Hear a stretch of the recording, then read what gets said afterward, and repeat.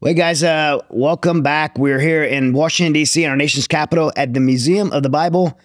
It's one of my favorite places to come and visit, not just Washington, D.C. I love being here because of the history that I have here in our nation's capital, but the Museum of the Bible, if you have never been, absolutely, you have to come. The Green family has done an amazing job of bringing the Bible to life through history and tons of artifacts. You can literally spend 450,000 square feet. You can literally spend a week here with your family and still be intrigued and there'll be more for you to want to see. So it's incredible. You go to museumofthebible.com, check it out. And thank you for the museum for hosting us. The show today is with this one I'm super excited about. It's with my friend, Dr. Sebastian Gorka, who's here with us today. He's a local to DC now. Northern Virginia, the Commonwealth. Yeah. Yes. Near enough to the swamp.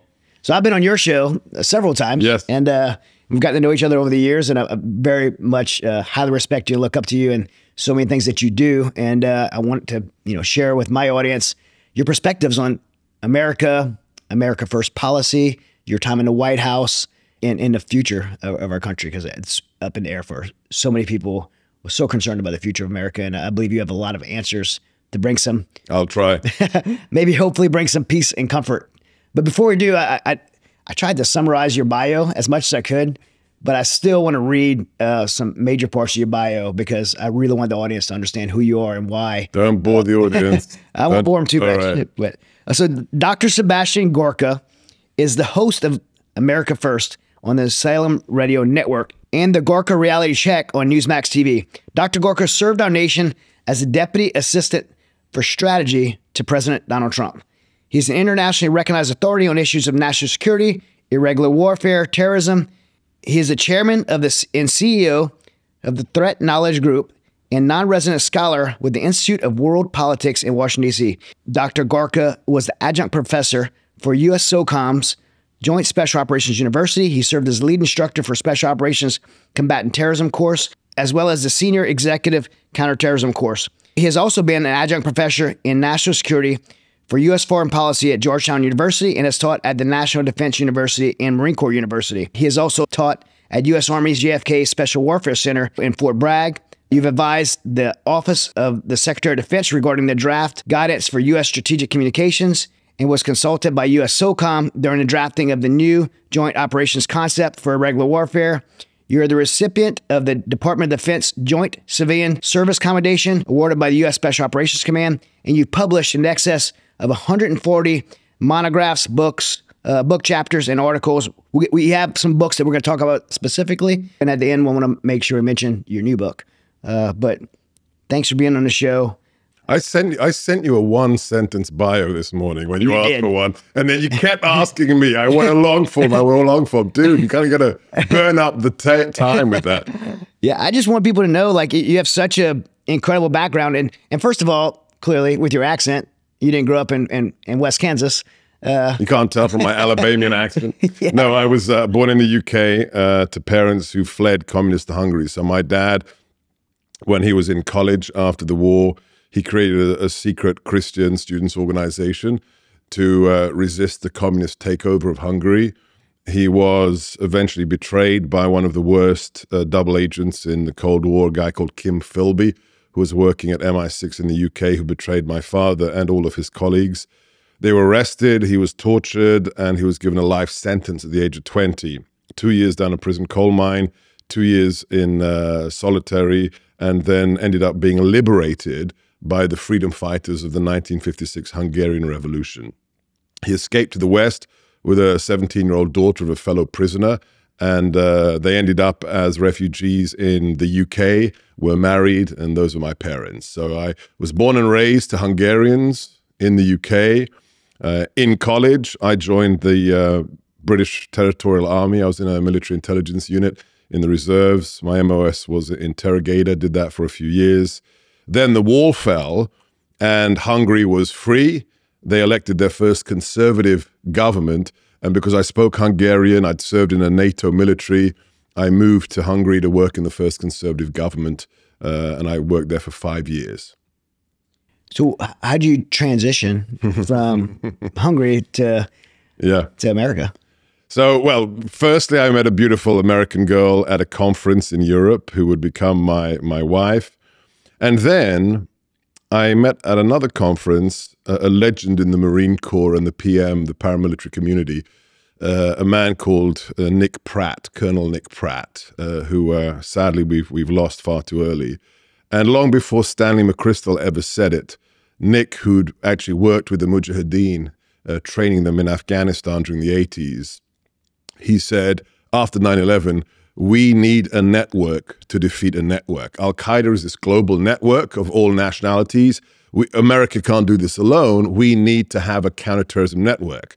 So he got some money out of ASD SOLIC, the Special Operations Low Intensity Conflict branch of the Pentagon, and he created a program for counterterrorism training on a US base in Germany. The most beautiful base America has is Garmisch-Partenkirchen in Bavaria. It was the paratroop base of the Third Reich, and we never gave it back after World War II. It was the Russia Institute during the Cold War, and then after that, it became the George C. Marshall Center. He created the program on terrorism and security studies out of Garmisch, and he invited me to be one of his first professors. So for 4 years, I'd commute between Budapest and Bavaria, teaching counterterrorism operators at 05, 06, and brigadier level from across the planet. I mean, nobody had done this. Nick brought people from, brigadiers from Bangladesh, counterterrorism colonels from Poland, French, German, Americans, and we all came together as operators. And, I was the faculty, they were the operators. And I did that for 4 years, loved it. And then one day, 2004, my American wife and I woke up. I'm not joking, you can ask Katie. We woke up one morning after 15 years in Hungary, and we looked at each other and we said, it's time to go. I'd done my part, 15 years of trying to turn Hungary around out of 50 years of communism. We had small kids who we didn't want to raise in that milieu of post-communist Hungary. And thanks to Nick and others, I applied to 3 places for a job in America. I applied to VMI, Virginia Military Institute. I applied to West Point and to National Defense University. For those who aren't familiar, that's the JPME, the highest postgraduate academic institution for the US military. If you're going to be a general, you have to cycle through NDU. And NDU offered me a professorship. And so we packed up all our stuff, waved the container on off to the shipping thing with all our living goods, everything we owned. And then we moved to America, and I still get chills from it. I remember the first day of the intake, doing all the HR stuff. This is Fort McNair, not far from where we're sitting, but the oldest military base in the US. And this short naval black NCO petty officer, she gets me to fill out the forms, bank transfers and all this stuff, right? And at the end of doing out the HR paperwork, I'm in this beautiful base. She says, come with me, Dr. Gorka, raise your right hand. Okay. And she made me take the oath of office to the Constitution as a green card holder. No other country does that. No other country, once they've vetted you, allows a foreigner to commit themselves to the interests of America. That's when I realized America is different. Did that for 5 years, loved it, doing a master's degree education for our officers and for our allies and partners. Then I moved to Quantico, did it for the Marines, loved the Marines. And then I get a phone call, summer 2015, from some guy called Corey Lewandowski. Yeah. No idea who he is. And he says, Mr. Trump is prepping for the fall GOP primary debate on national security, and he wants somebody to prep him. Would you meet with him? And I'm going, what, the guy from reality TV? the guy from Home Alone? That guy? I said, okay. So they flew me to New York. I went to Trump Tower, sat down with the future president, literally as close as we are right now, across his famous desk. Corey's in the corner, and we have this mind-blowing discussion for like 40 minutes. Totally blue sky. From ISIS, what is ISIS doing, to nuclear weapons, to the Civil War, you name it. This guy's really interested. And then halfway through, he does a classic Trump. He stops the conversation dead, turns to Corey and says, I like this guy, let's hire him. So I signed an NDA with the Trump organization, and I started writing policy briefs on the big 6 issues: Iran, ISIS, China, North Korea, Russia. And he used those for the October debate. And then I started working for General Flynn in the transition team. And then I ended up in the White House as strategist to the president, now as an American citizen. And I got to tell you, Chad, that doesn't happen anywhere else. Foreigners, naturalized citizens, don't get to work in 10 Downing Street. They don't get to work in the Élysée in Paris. Only in America. This is why we are unique. Yeah. You talk, your show is America First, and we talk about a lot of America First policy. What's America First policy mean to you? First things first, because there's been a growth of isolationism on the right. Yeah. And isolationism is stupid, okay? Sorry, Tucker Carlson, it's not smart. In the age of jet airliners, in the age of the internet, in the age of cyber warfare, you can't separate America from the world. We couldn't do it in Pearl Harbor. We couldn't do it on 9/11. But the special thing about President Trump and America First is we're not interventionists. This isn't Bush. This isn't, oh, there's a problem in the Middle East, let's invade with the 82nd Airborne. No, we don't believe in that. We believe in the assiduous use of force when necessary. And America First means our interests first, but not alone. That is why, for example, on Ukraine, you can't say, we don't care about Ukraine. What happens to Ukraine is irrelevant. If you're a conservative, you cannot, as a Christian, you can't say that. As a conservative, you can't say that. We, or the President Trump, wouldn't argue to deploy, the 101st to Ukraine. But why should Ukraine, for example, be important to America First conservatives? And I ask people, what would have happened in 1776 if Spain, the French, and the Dutch hadn't helped us? The French literally sent galleons of muskets and gunpowder, literally, because we were fighting the British. You're fighting the British? Okay, here's 20,000 muskets. If the Spanish and the Dutch hadn't bankrolled George Washington's troops, you would still be part of the British Commonwealth and you'd be speaking real English like me. Yes, right? I say we'd have the same accent right now. Right, no, seriously, this is not people forget less than 3% of the colonial American population fought the British. It was tiny. How did we do it? We couldn't have done it without the help of other countries. So my argument, for example, on Ukraine is invaded. That's wrong. They've got their 1776. We don't have to deploy troops on the ground, but we should help them fight for their independence as well. So America First means not America alone, but it is not interventionist. And the best examples, look at what we did when we were in the White House. And this is all declassified now. When we briefed the president that Assad in Syria is going to use chemical weapons again against civilians, when we briefed him that, he said, oh, really? Where's he deploying them from? And we said, okay, this airbase, sir, in Syria. And he said, turn it into a sheet of glass.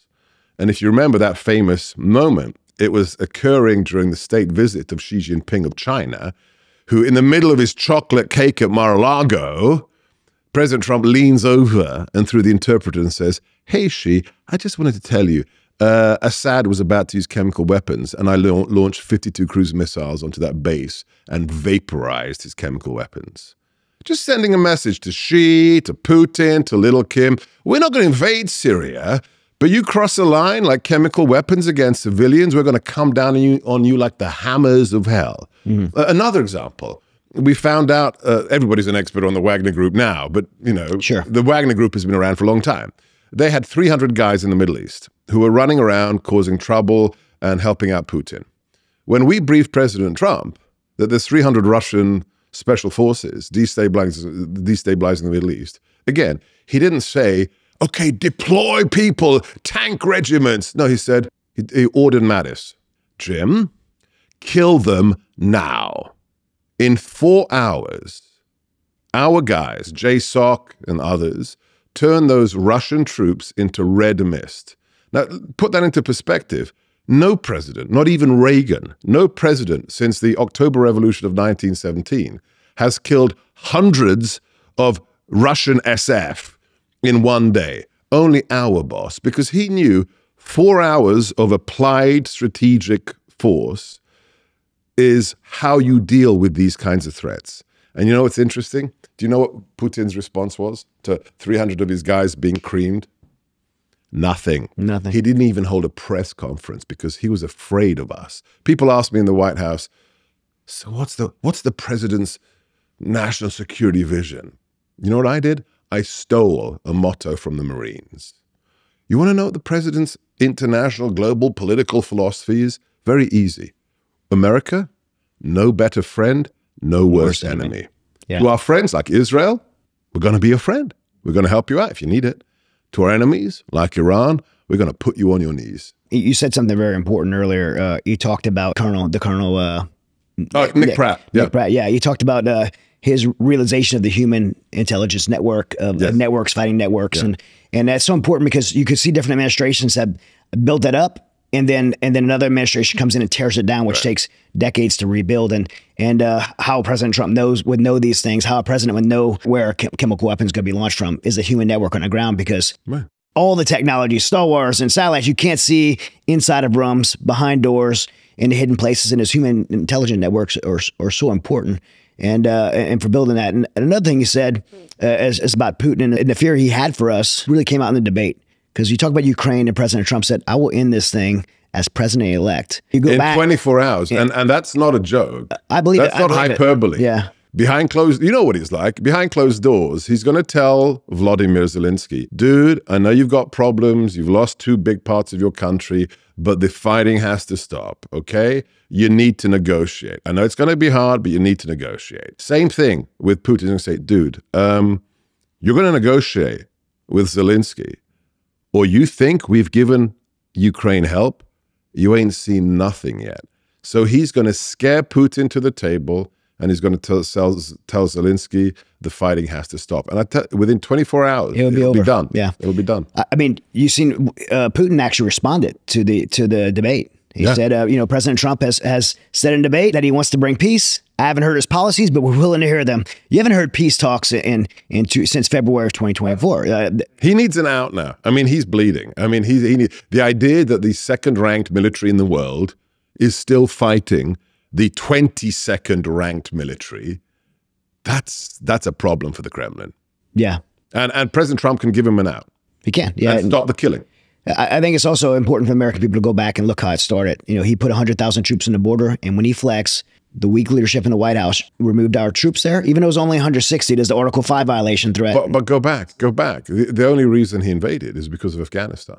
Because of Afghanistan. I mean, I always laugh when people ask me, so what would your boss do about Ukraine now? And I say, it wouldn't have been a problem. Would have happened. No. I mean, the idea that for a photo op on the anniversary, you leave Afghanistan, $80 billion worth of our weaponry, handing it over to the Taliban, and you're such a cretin that even your defense secretary doesn't stop you from actually leaving from Bagram. There's one military, air facility. It's Bagram, which is actually protectable. KIA, Kabul International Airport, is in the middle of the stinking city. You can't do an evac from a civilian airport and keep people safe. And 13 of our warfighters died as a result of this. Including the abandonment of Americans and allies. No, you know better. I'm not like you. I mean, thousands of people, our interpreters, our friends, our allies, U.S. nationals, foreign nationals. I mean, think about it. A 10-year-old knows you don't leave from the airport that's in the city and leave the civilians and let the military leave first. And to your point on human, let me be clear here, and this isn't a political statement. We are blind in Central Asia. Blind. The fact that we lost the only strategic airlift strip in Central Asia, which is in spitting distance of China's nuclear facilities, is perhaps the biggest strategic mistake since Hitler invaded the Soviet Union. I mean, technology is great, but to your point, human intelligence is the ultimate form of intelligence, because you can photograph stuff, you can pull down signals intelligence, but if you don't understand and are on the ground talking to friendlies, the network, you have nothing. You have nothing. Yeah, one of the things I said, obviously the August 2021 was the withdrawal, but I was on Fox, and I know you were as well, and June, July, and saying, hey, look, who has to gain? And so there's three things that one country has to gain. China wants access to Bagram Air Force Base, the most strategic place in the globe between Iraq, Iran, Russia, and China. Bingo. They want the mineral rights of the Hindu Kush Mountains, which people said was conspiracy, and they want sanctioned oil from Iran to be able to move across the land into China, and they have those three things now. Yeah, thanks to the man in the White House. And Putin, and people, our enemies were watching. Putin was watching. And when he saw us surrender Kabul, he said, "Okay, gentlemen, start your engines. I mean, get your tanks ready. We're rolling back into Ukraine." I mean, this is what is so galling about the conventional wisdom critiques of President Trump. Remember before we came into the White House, what they said about him? He's a warmonger. He's going to start World War III. For 4 years, we had no new wars. None. While eliminating our enemies. So let me give full credit here. It was Steve Bannon came up with the phrase, the physical caliphate of ISIS, when we were in the White House. I don't know if people remember this. Go back, fact check me. You don't have to take my word for it. Obama, when he was president, when ISIS rose out of the ashes of Al-Qaeda, he said, as they were decapitating Daniel Pearl, setting Jordanian fighter pilots alight in cages, Obama, as president, said, ISIS is a generational threat we just have to come to terms with. We just have to Americans getting beheaded. Oh, it's a Tuesday, right? You just have to get used to it. When we came in, the president said, no. And then Steve comes up with the phrase, physical caliphate of ISIS. We got the lawyers and the drags out of the way. We unleashed JSOC, we unleashed Delta and the tier 1 guys and the SMUs, and we said, take it down. The thing that we had been told was a generational threat we just had to live with. 5 months, it was gone. Yes. That's leadership. And we didn't stay there. We didn't occupy. We just turned it into a sheet of glass. And at the end of that 5 months, even the Taliban would not touch American troops. Well, to go back to the it's not humint, but it's cultural understanding. The president's story that he often tells at the rallies, he sits down with the leader of Taliban, and he says, here's a photograph of your home. And the leader says, why do you have that? Because I know where you live.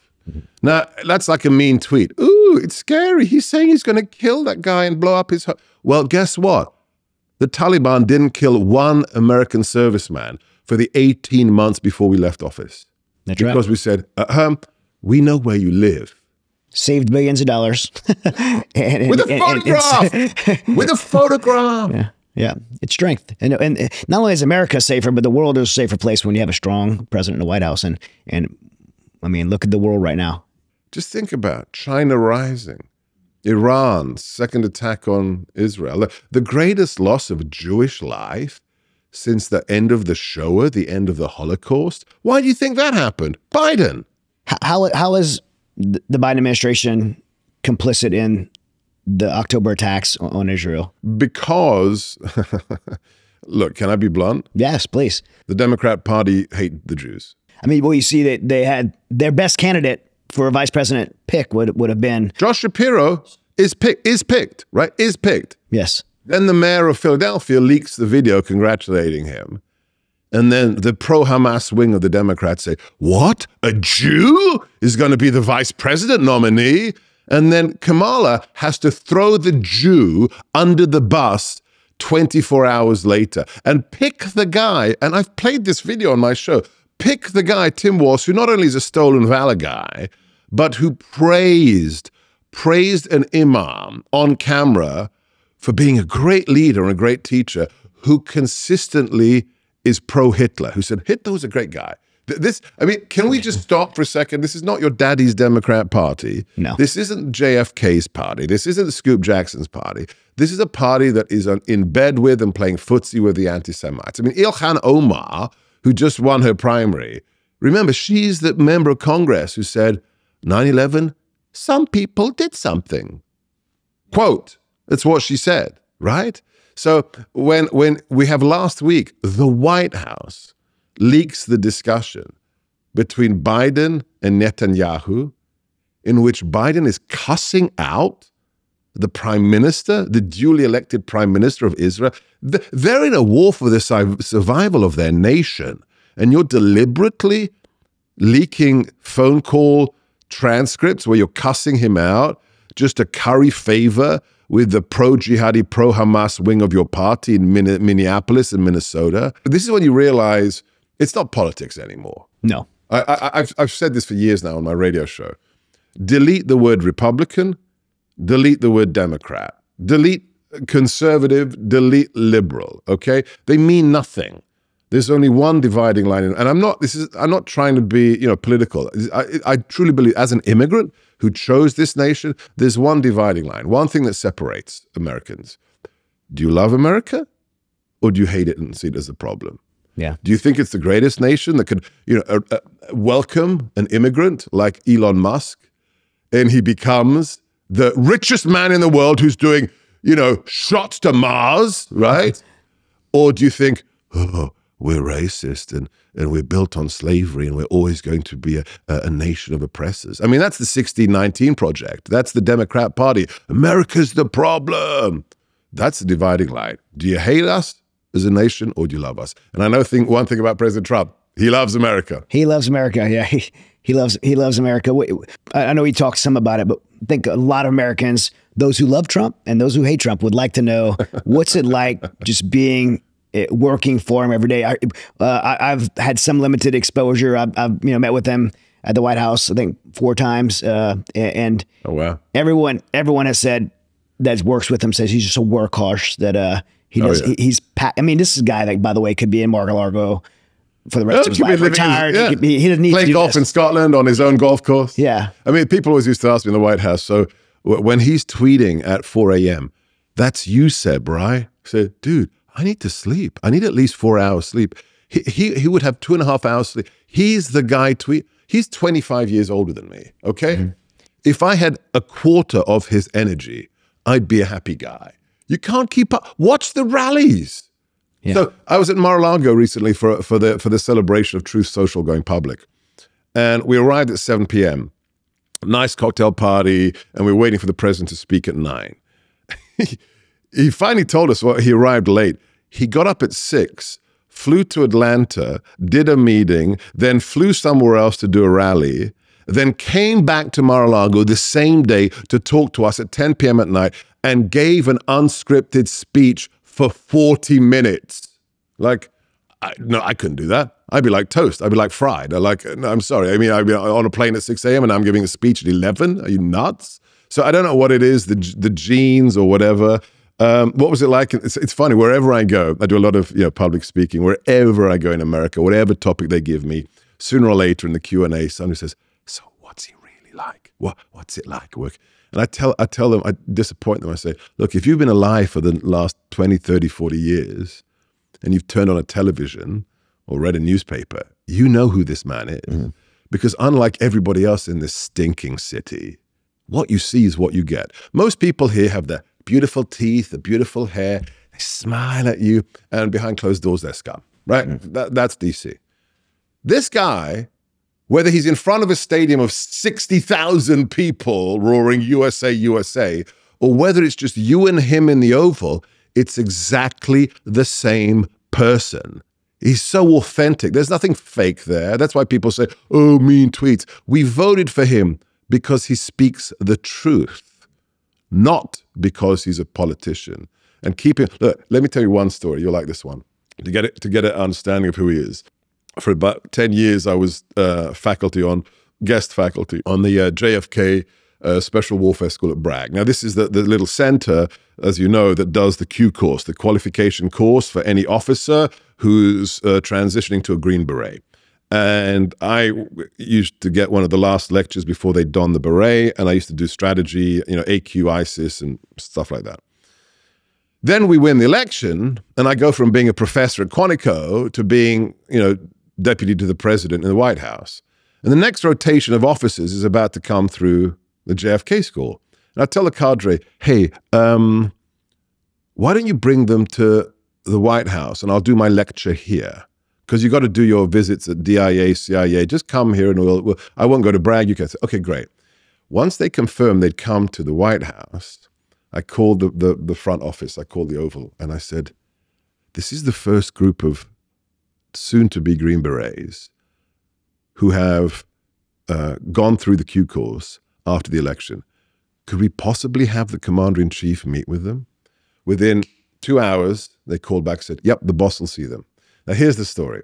I do my lecture up in the EEOB, the Eisenhower, the beautiful, kind of neoclassic Eisenhower building.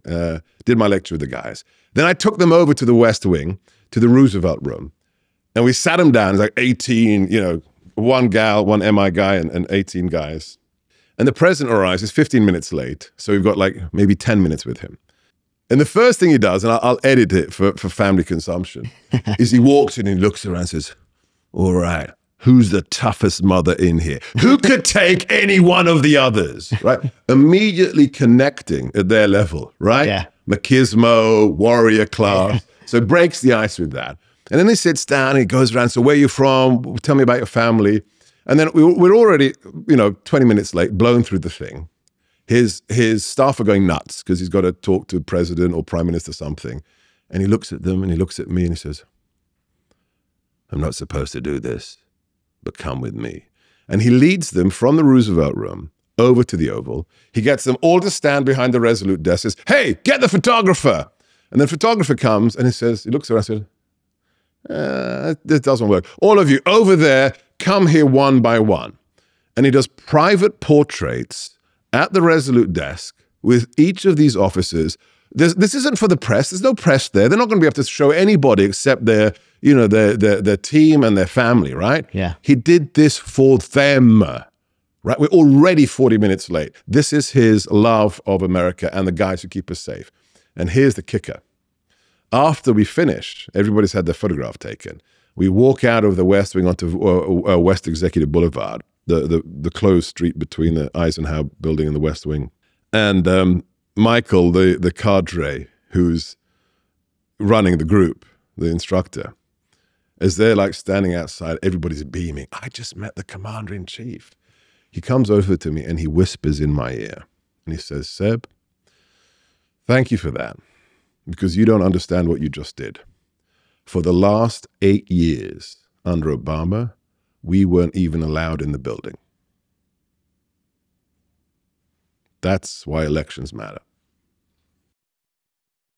Hey guys, 10 years ago, I had found myself in a position to where investing in Mighty Oaks and all the different things I'm involved in, I had found myself not prepared for retirement. And I went to my friend Ryan Wheelis at Allied Wealth. He had been a longtime supporter of Mighty Oaks Foundation. From the beginning, he's one of our first donors to Mighty Oaks, has been a friend for a long time, and I really trusted him. And he has helped me build my retirement and invest in my future through his company, Allied Wealth. He's one of the smartest guys I know when it comes to wealth management, and has taken money that I had stuck away in 401ks that was not really producing and made it produced tenfold. And I'm so happy with the results for me that I asked him to partner with this show, and he is a partner of this show now. And we want to not only let you guys know about Allied Wealth, but we're going to be doing some special episodes on wealth management with Ryan helping co-host them. I say co-host. I'm going to be asking him questions and we're going to be providing you information on how to best manage your wealth. So if you're like me and you need someone to help you with your retirement, with your investments, with just your overall wealth management, go to alliedwealth.com and meet Ryan and his team to get you set up.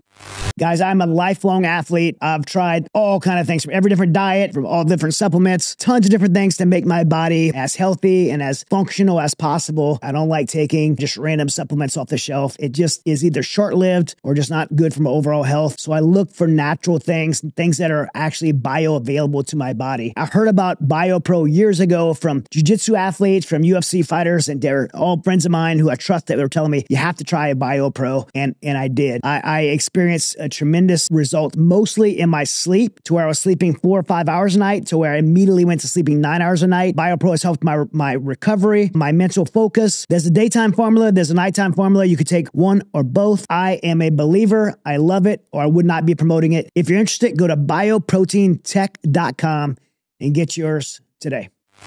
One of the things that people have said over and over about President Trump, every mainstream media has said this, is that he's inflammatory and divisive, and he just had one of the opportunities to be. And by the way, it wasn't an assassination attempt. They shot him in the face. He could have played victim. He could have flamed his base. He could have inflamed his base, and he could have caused so much division. Could have said, "This is war. Yep. Let's rise up." This is who he is. The fact that he didn't do that. Most politicians would have. Oh, yeah, because I'm going to exploit this. I'm going to leverage this. Yeah. The fact that, what was it, 4 days later, we were there with my wife, Katie, at the convention, and he gives his nomination acceptance speech. And it was like a gut punch because I thought, what are you doing? He said at the beginning, many people have asked me about Butler, Pennsylvania. Tell the world what happened there. I'm going to tell you this now and never again because it was too painful. Yeah. No politician would do that. Never again. I'm going to milk this until everybody who loves me is pissed and we want to take over the country. He said, never again, because my wife watched me get shot live on television. I'm going to tell you once. That's Donald Trump. He also said this in that speech. He said, I'm going to be the president for all Americans. I just thought that was so profound because, again, you know, so many people have said how divisive he is and then how inflammatory he is. And they just shoved it back in everyone's face. No, he's not. He's not. He hasn't called half the country fascist like Biden did. Remember Biden outside of Independence Hall? Mm-hmm. Bathed in like a red fascistic light with two Marines in their dress blues standing behind him like this is Mussolini. Mm-hmm. And he calls half the nation, you know, MAGA extremists. This is the guy who in his inauguration said, I'm going to reconcile and bring us all together by calling half of the country Nazis. These are the choices we have to make. Yeah, it's a very important one. What do you see? I mean, how do you see this election playing out from here? We've seen assassination attempt. The president gets shot in the face. We've seen them try to prosecute him, humiliate him, use the mainstream media against him, bypass a Democrat primary to put their candidate, which is every Democrat should be horrified by that. How do you see the rest of this playing out? I mean, November's not far away. Well, everybody watching needs to pray for the president and his family because they will probably try to kill him again. As the great Larry Elder said, if you spend 8 years calling an innocent man a Nazi and a white supremacist, of course somebody's going to try and kill him. Sure. Right? It's the same with, you know, Justice Kavanaugh.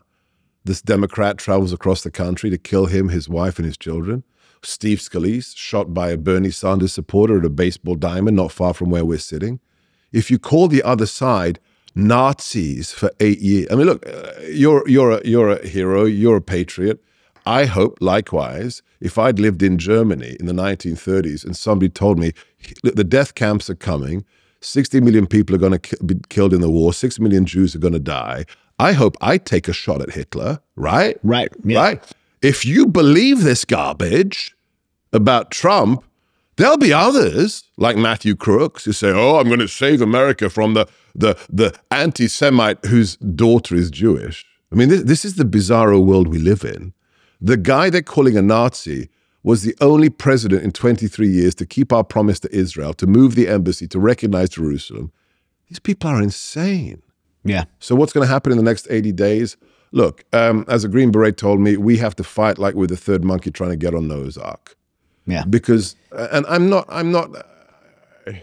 saying anything people don't know. The other side didn't just cheat in 2020. Mm-hmm. I've traveled to a lot of countries, so have you. I've never been to another nation that, as part of its culture, jokes about one of their two parties always having the dead vote for them.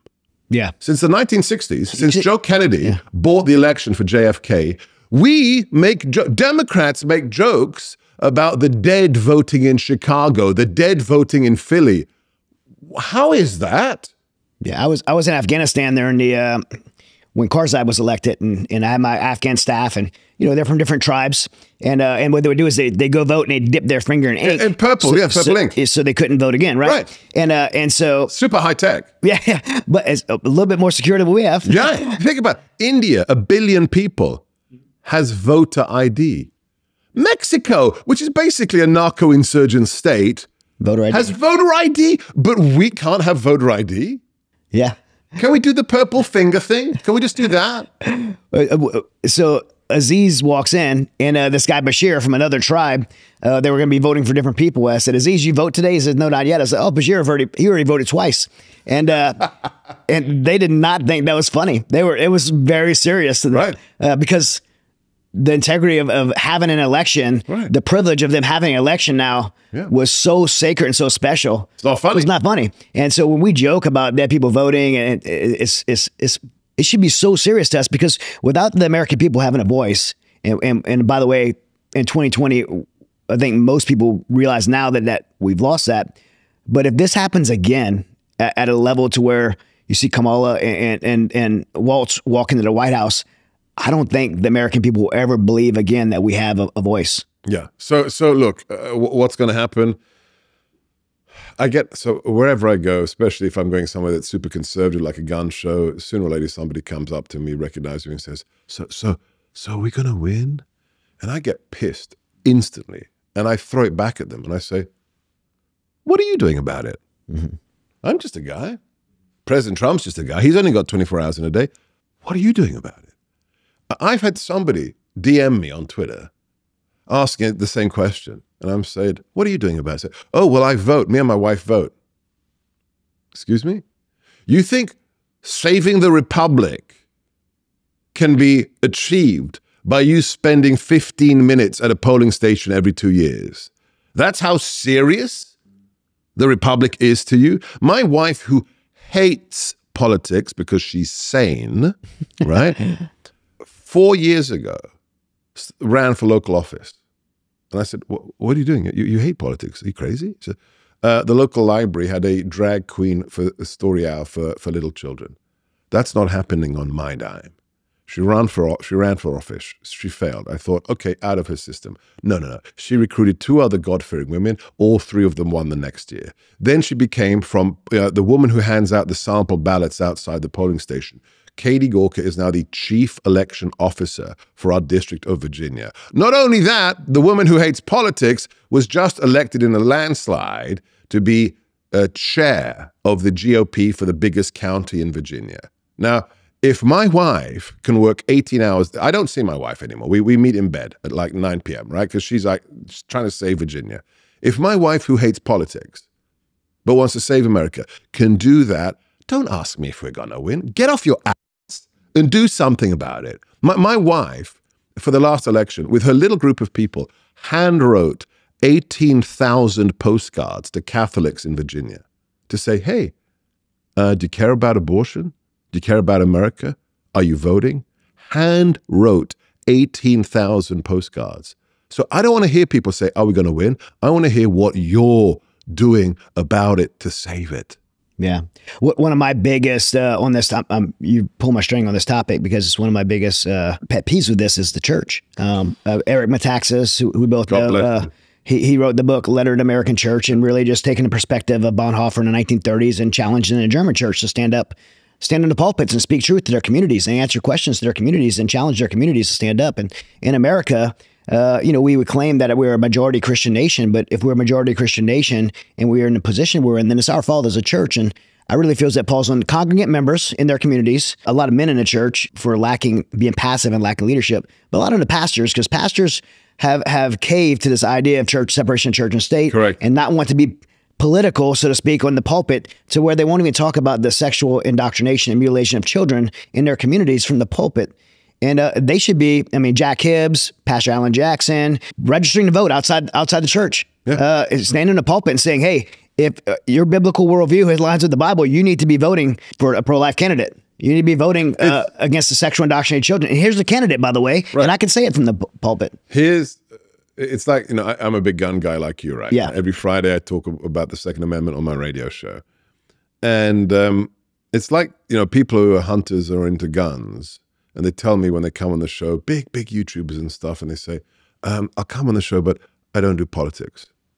You better do politics. Dude, if you want to own a gun, you're already doing politics because they want to take it away from you. You don't get to have a gun if you're not involved in politics. And the analog goes for Christians. You can't be a Christian and not do politics. Why? Because the other side wants to rob you of your faith rights. They will take your religious liberties away, and they'll take your pulpit away if you don't stand up and fight for it. And as for the gun owners, I don't know if the gun owners listening have seen this, but Kamala just got on.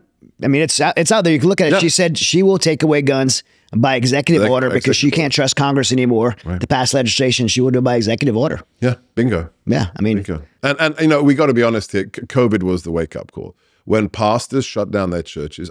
I can't believe I'm admitting this. Catholics aren't supposed to choose what church they go to. You're not allowed to church hop. Go to your parish, right? Yeah, you're in your parish. Yeah. I don't go to my parish anymore. I go to another one because my priest still has a section of the church for people wearing masks. And at the beginning of every mass, before the mass, there's an announcement.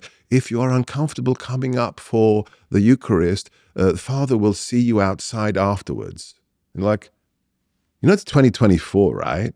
I mean, where's the bravery? If you're a Christian, you got to stand up. You got to stand up. Was it Jefferson? No, it was Franklin. Franklin comes out of that meeting of the Founding Fathers, and that elderly woman asks him, so what do we have, Mr. Franklin? And he says, Madam, a republic for as long as you can keep it.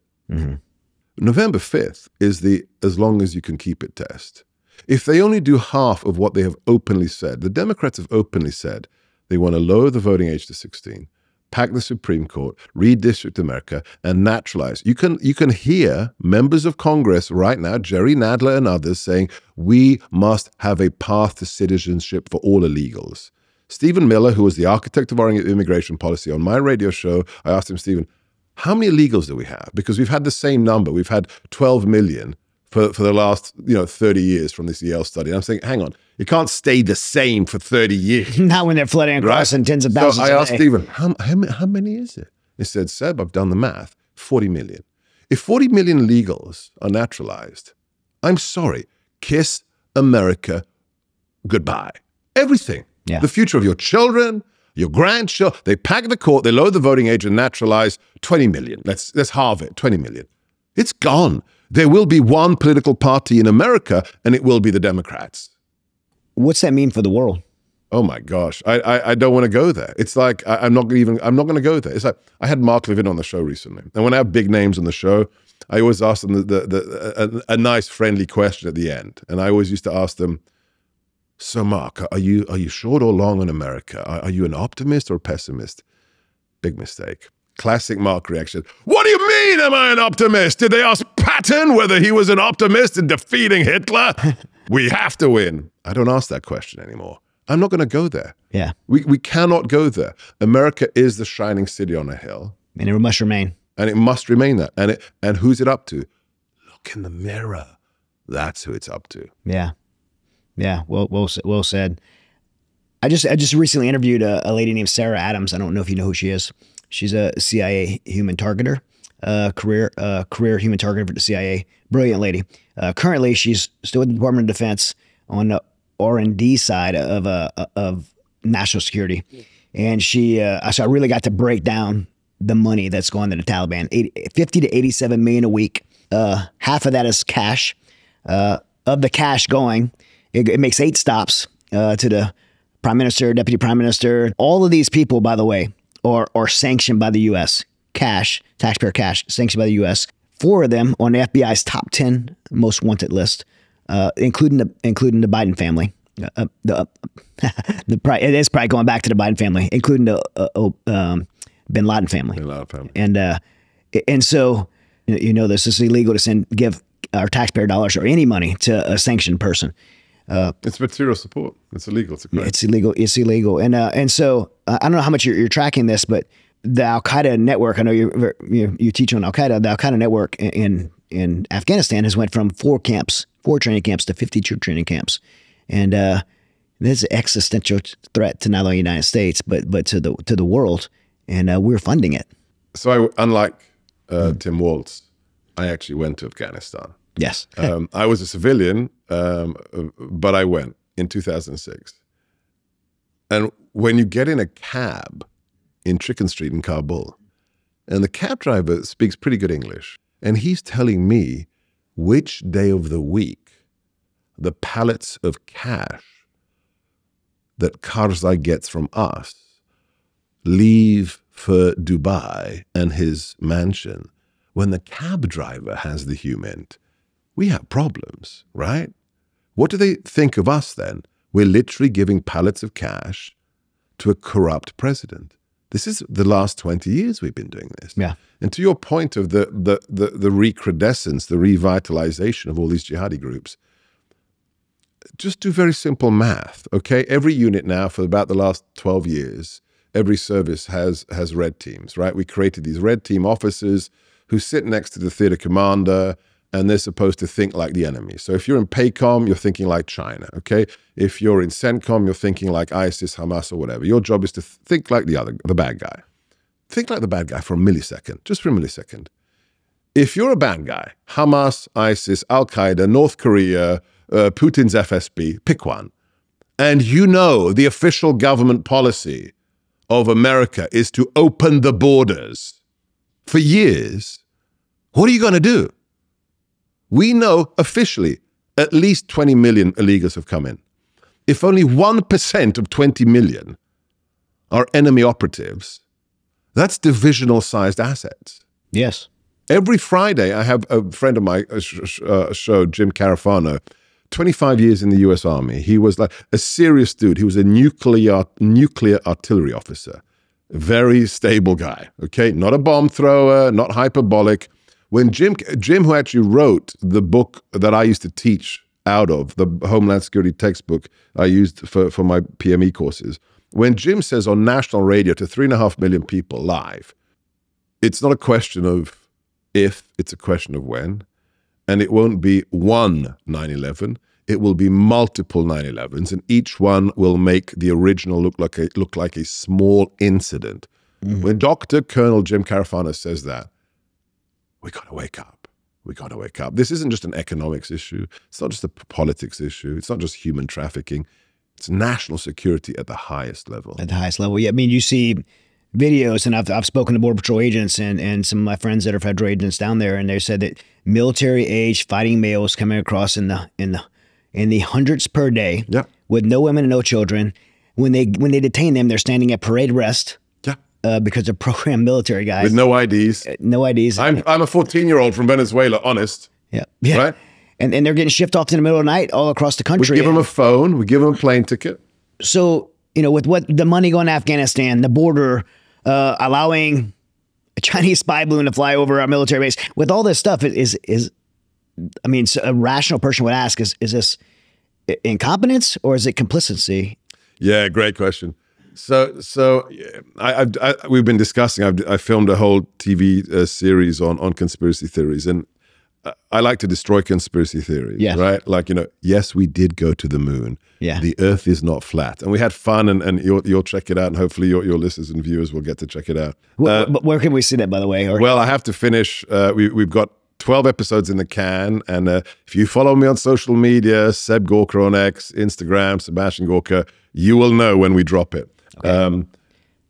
I like to destroy those who come up with, Obama's running everything. And, he's the... Obama in his autobiography said he's a lazy, son of a gun. Yeah. He would prefer to sit in his basement watching ESPN and eating Cheetos. Okay. He's not Blofeld in the hollowed out volcano with a joystick running the world. Okay. So let's just stick in the realm of reality. And what you need to understand about the left today, and my wife's new book, Next Gen Marxism, is chapter and verse on how we got here. So you can check out Katie Gorka's book.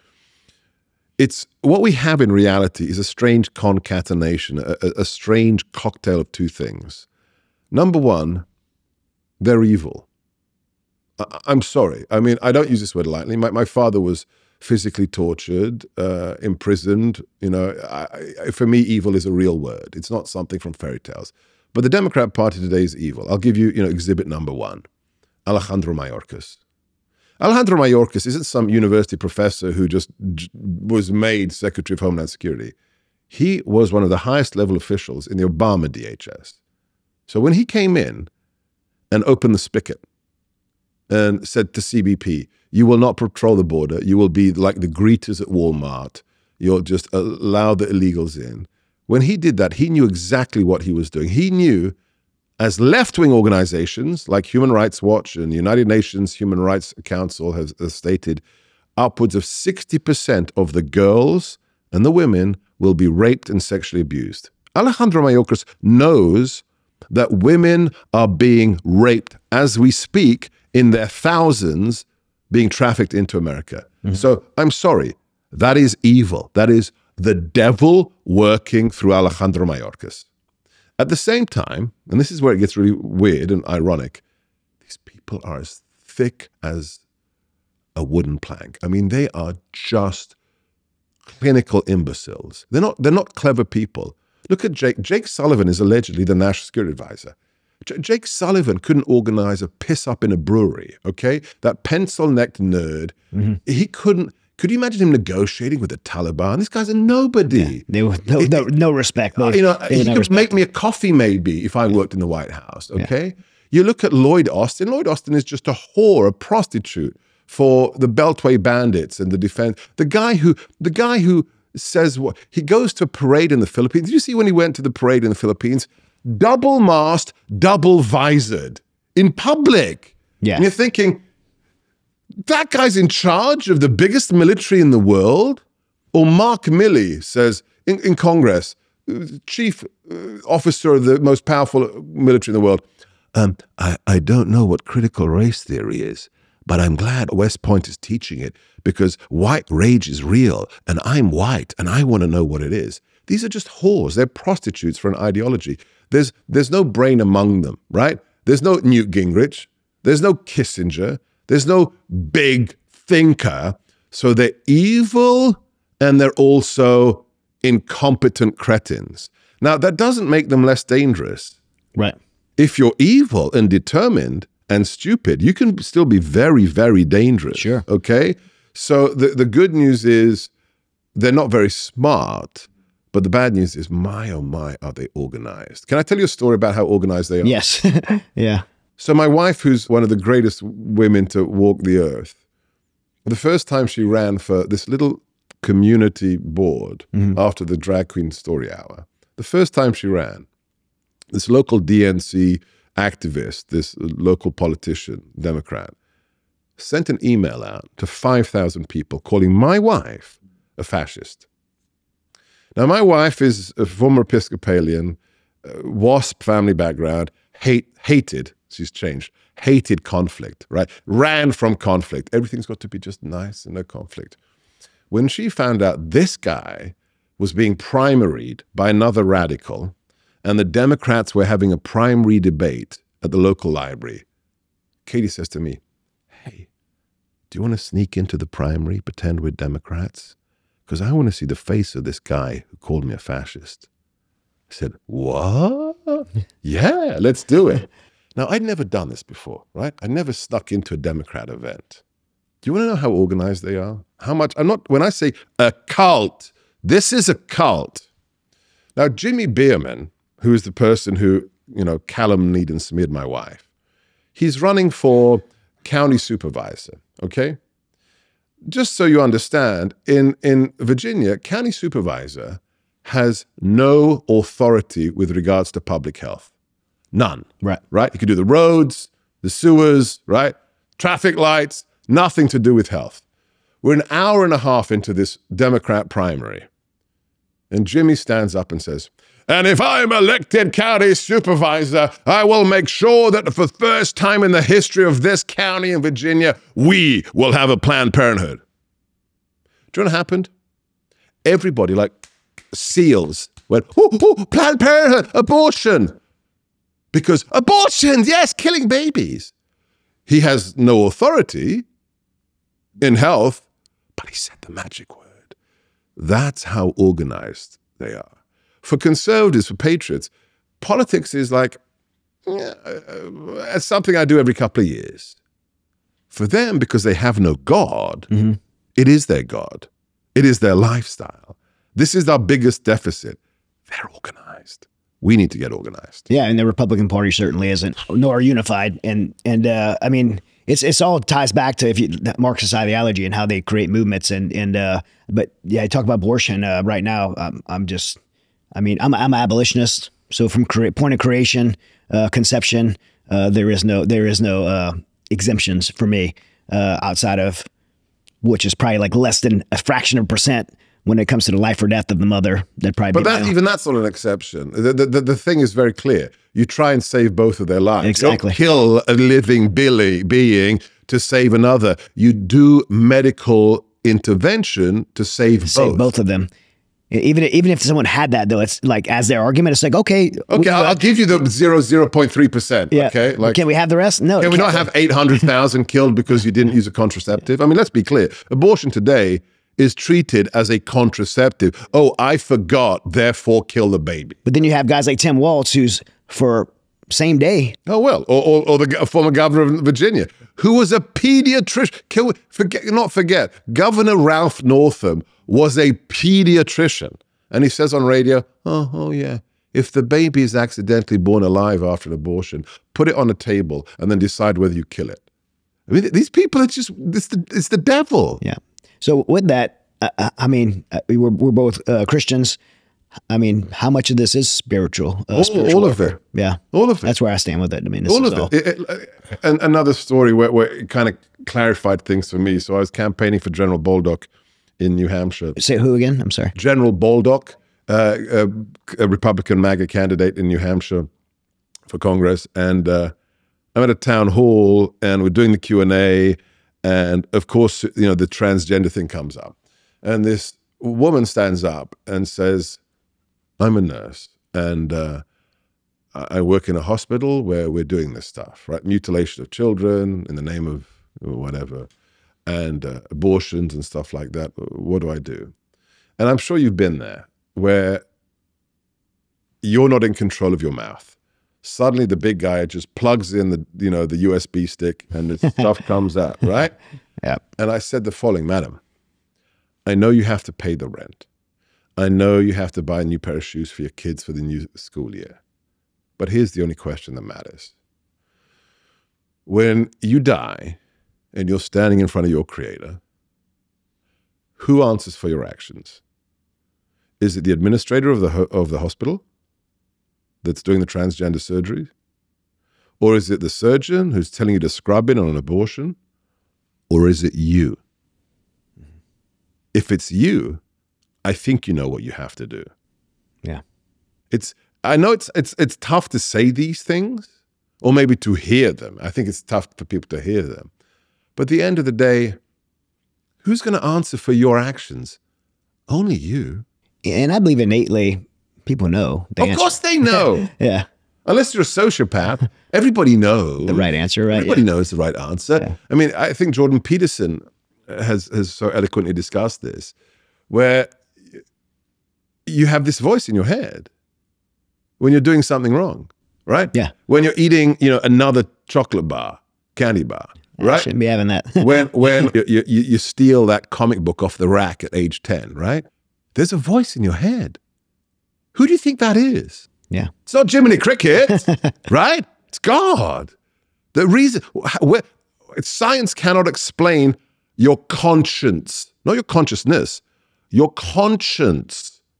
Where is your conscience from? It's the truth. Yeah. That's all it is. It's God. Yeah.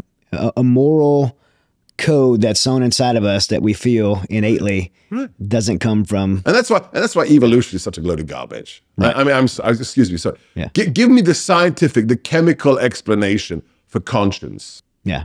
There is none outside of creation. Right? It's the designer. Yeah. It's the designer's voice. Let's be clear. There's only one source for that, the truth. It's like how science cannot explain the genesis of life. You can give me all kinds of, species, this and species. Okay, where does it come from? Who started it? Because nothing can come from nothing. So weird, science doesn't have an answer for that. Come to the Museum of the Bible, find out the answer. Well, I mean, in a election year, as each American, and I believe every American needs to go to that ballot box in November. As you go to that ballot box, you know right from wrong. And you know the candidates and what they presented as policy. And so whether you like Donald Trump or like Kamala Harris or love the way he talks or she talks, none of that should matter. It's like who most aligns with the moral conscience of how I want this country to be. And it's a very clear answer. It is. You cannot like Donald Trump, but you know his policy and the way he governs and the way he's leading our nation is on the moral side of righteousness versus. And it doesn't mean he's a pastor in chief or. Well, but we're not electing a pastor. We're not electing the Pope. We're not electing a priest. And let's be very clear here. It's not about making you feel good. It's about what's right. Okay, style is not the issue. If you are going in for brain surgery, do you care what that brain surgeon tweets? Or do you want to know that he's the best brain surgeon in the world? Mm-hmm. When you're getting on a plane, do you want the pilot to be woke or be a really good pilot? We're voting for a pilot. We're voting for a brain surgeon. We're voting for a guy who for 50 years has been one of the most successful businessmen in the world, who made sure we didn't have wars for 4 years, who gave us the greatest economy not America has seen, the world has ever seen, and who secured our borders. Against all opposition. Oh, right. Oh, my gosh. The fact that he achieved what he achieved, despite the fact that we had subversives in the White House at the highest level. You got Paul Ryan and then Nancy Pelosi. I mean. John Kelly. It pains me to say this. A Marine four-star was subverting the president. The fact that he did what he did despite I don't even call it the deep state anymore, the in-your-face state, right? When they're putting Steve Bannon, my colleague, and Peter Navarro in prison, that's not a deep state. That's an in-your-face state. Yeah. Yeah, that's the weaponization of the United States government against political candidates and citizens. Yeah, for political purposes. Yes, yeah. Simply the greed of gaining power. Yeah, and you can't run, to me, the Harris Walz ticket, you can't run for president of the United States on a DEI ticket. I mean. Well, this is the thing. I got a lot of grief. Even the campaign reached out to me and said, stop talking about her skin color and her gender. It's like, why? Biden said it when he hired her. I'm doing this for diversity, equity, inclusion. And what are the 3 things that piss Americans off most in the last 4 years? The border, crime, and DEI. She represents all 3 of them. Yeah. She's the border czar. Mm-hmm. She's a pro-crime former prosecutor. And she's a DEI hire. Can we talk truthfully about who these people are? Yeah, we have to. Yeah. We have to. And thank you for doing it on your show. We don't have time for anything else, do we? No. Thank you for using your voice. I mean, I could go on so much more. I know you have a hard stop, but one of my favorite books that you've written is a New York Times bestseller of Defeating Jihad, the Winnable War, and I believe it is a winnable war. And your time in the White House with President Trump showed in 5 months that it's a very winnable war if we have strong leadership in the White House. So I'd encourage everyone to read that book. Also, you've co-authored 2 reports that is being used still today, hopefully by the FBI is using it. And SOCOM has used your reports, and that's on ISIS and Al-Qaeda. But you have a current book out, The War for America's Soul. And where could people get their anywhere you get books, go to my website, sebgorka.com. If you want to, go to Amazon. Just look up The War for America's Soul. And also, if you want the latest regular stuff, I have a Substack with all of my articles. That's my whole name is one word, sebastiangorka.substack.com, and it includes my take on what really happened in Butler, Pennsylvania. Let's plug your wife's book too. Yeah. Oh my gosh. If you want the real deep dive on how America got to where it is today, with Mike Gonzalez, Katie Gorka just wrote the Next Gen Marxism book, What It Is and How to Defeat It. So that's Next Gen Marxism, Katie Gorka and Mike Gonzalez.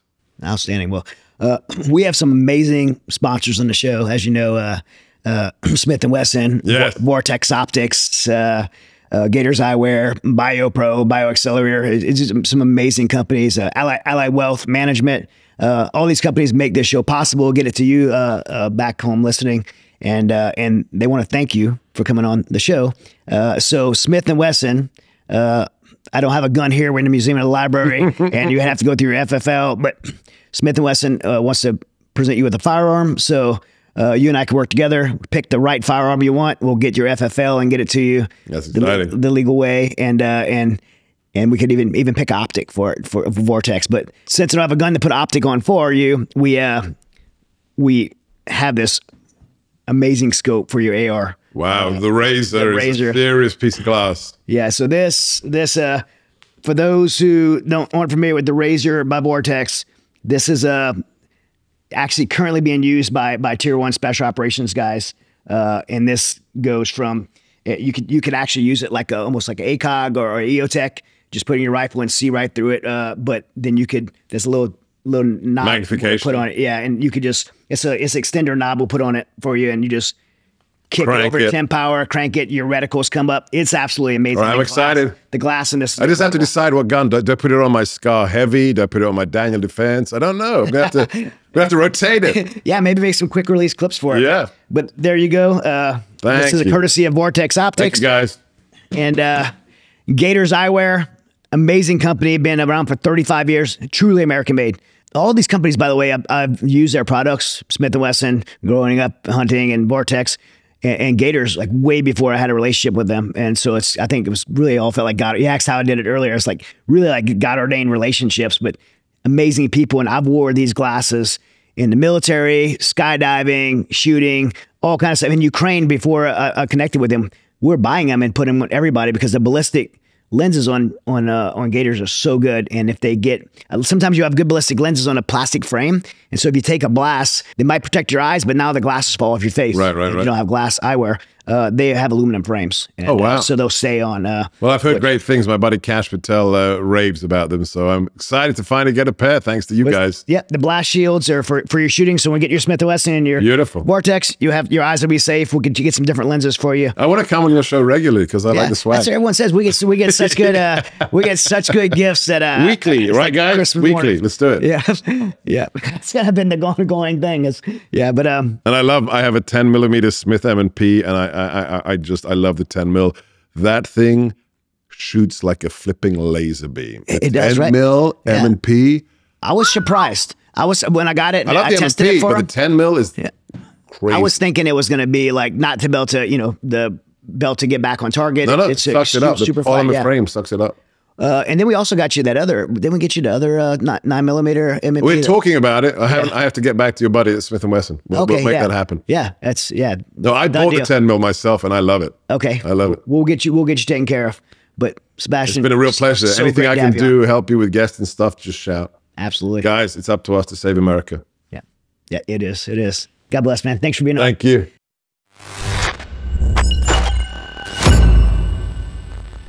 Hey guys, thank you for watching this episode of The Resilient Show. I hope you enjoyed it. If you hadn't already, please click subscribe so you don't miss any future content. We have so many amazing guests scheduled and you don't want to miss it.